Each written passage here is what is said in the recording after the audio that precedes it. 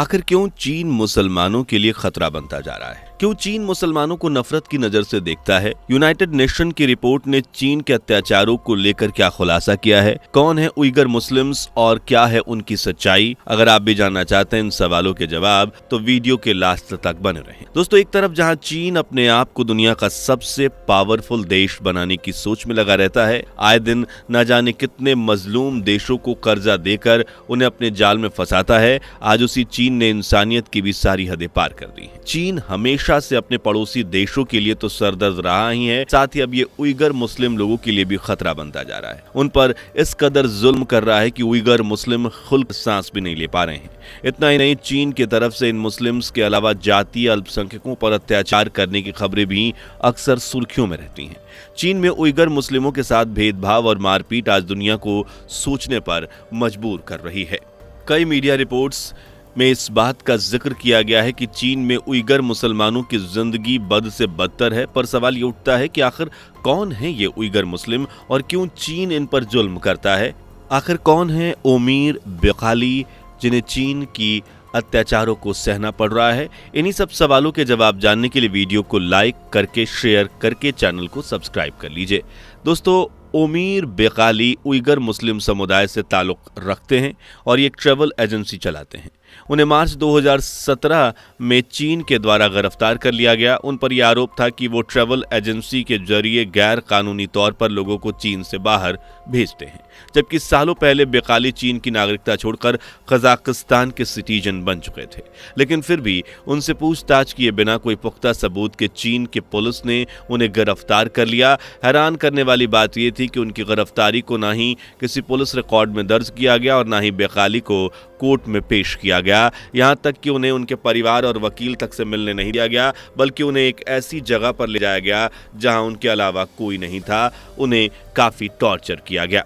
एक इंटरव्यू के दौरान बेकाली ने बताया कि उन्हें करीब 7 महीनों तक टॉर्चर किया गया। इसके बाद उन्हें री एजुकेशन कैंप में शिफ्ट कर दिया गया, जहां उनके जैसे 1000 से ज्यादा लोगों को बंदी बनाकर रखा गया, जिनमें केवल आम लोग ही नहीं बल्कि कई स्टूडेंट, टीचर और कई बड़े बड़े बिजनेसमैन भी शामिल थे।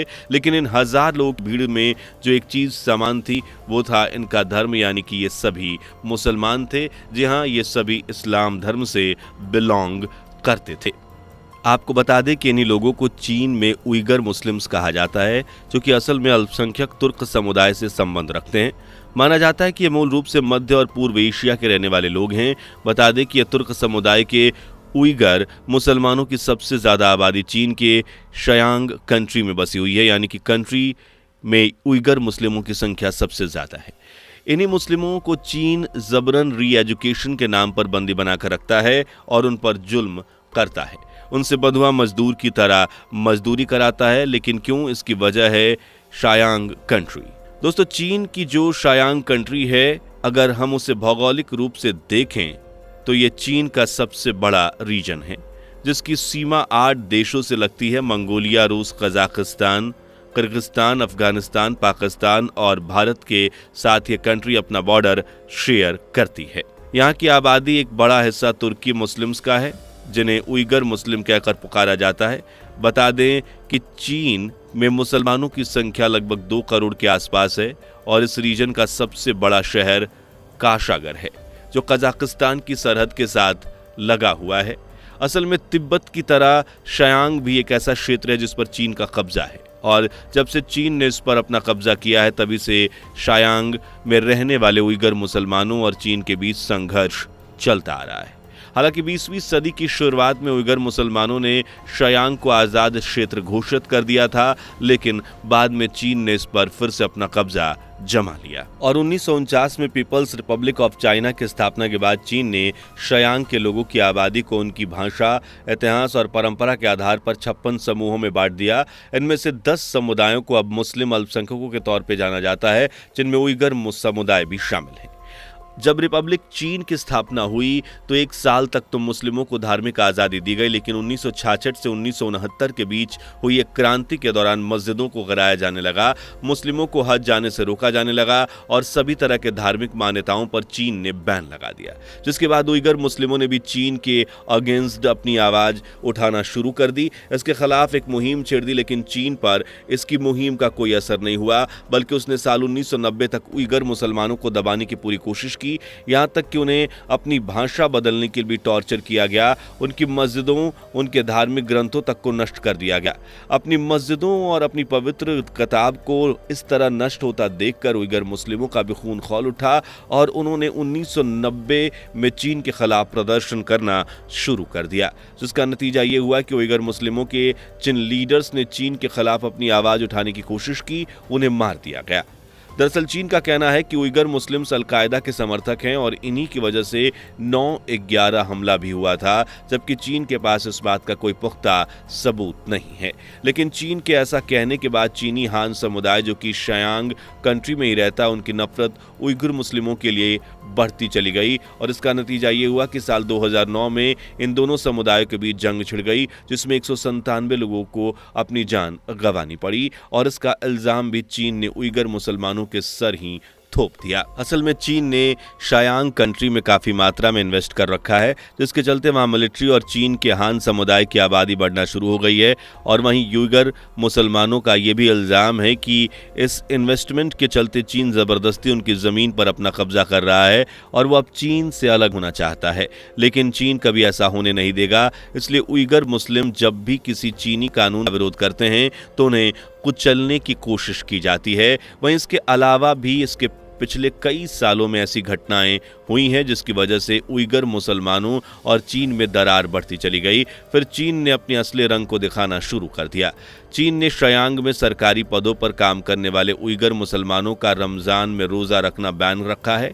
साथ ही साल 2017 में चीन ने उइगर मुसलमानों पर और भी कई तरह की पाबंदियां लगा दी हैं, जैसे शयांग में मुस्लिम धर्म से जुड़े पुरुष दाढ़ी नहीं रख सकते, वहीं महिलाएं पर्दा रख के यानी बुर्का नहीं पहन सकती और बैंक और हॉस्पिटल में नहीं जा सकती। इतना ही नहीं, उइगर मुस्लिमों के साथ जबरन मजदूरी और नसबंदी जैसे मामले भी सामने आए हैं। इतना सब करने के बाद भी चीन की सरकार यही नहीं रुकी, बल्कि वो अब शयांग में रहने वाले मुसलमानों का अलग से बायोमेट्रिक डेटा भी मेंटेन कर रही है, जो कि ह्यूमन राइट का काफी बड़ा उल्लंघन है। वहीं चीन ने शयांग कंट्री में कई ऐसे री एजुकेशन सेंटर भी बनाए हैं जहां पर 20 से 40 साल के उइगर मुस्लिमों को बंदी बनाकर रखा जाता है और उनका माइंड वॉश करके पूरी कोशिश की जाती है ताकि वो मुस्लिम धर्म छोड़कर चीन की सरकार के लिए वफादार साबित हो सकें। इसके लिए उन्हें काफ़ी टॉर्चर भी किया जाता है, यहाँ तक कि उन्हें खाना देने से पहले उनसे चीनी और शी जिनपिंग की तारीफ करने को कहा जाता है और इस्लाम धर्म के खतरों को भी बताया जाता है। वहीं यूके की एक रिपोर्ट की माने तो इन सेंटर्स के मुसलमान को जबरदस्ती शराब पिलाई जाती है और पिग खाने के लिए भी मजबूर किया जाता है।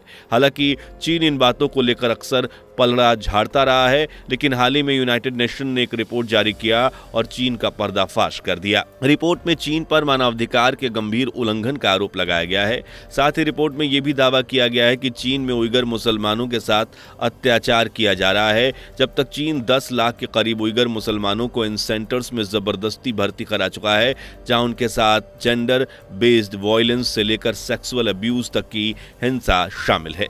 इतना ही नहीं, उन पर परिवार नियोजन और जन्म दर पर नियंत्रण को लेकर भेदभाव भी किया जाता है। इसलिए अब यूनाइटेड नेशन ने चीन से उइगर मुस्लिमों के साथ भेदभाव करने पर रोक लगाने की अपील की है। तो दोस्तों, आपको चीन की ये काली सच्चाई जानकर कैसा लगा? मुसलमान भाइयों और बहनों पर हो रहे अत्याचार पर आपका क्या कहना है? अपनी राय कमेंट में जरूर बताएं। वीडियो अच्छी लगी हो तो वीडियो को लाइक शेयर करके चैनल को सब्सक्राइब कर लें। मिलता है अगली वीडियो में, तब तक के लिए टेक केयर। दोस्तों, आपको स्क्रीन पर 2 और वीडियोस दिखाई दे रही हैं, जिसे देखने के लिए स्क्रीन पर क्लिक करें।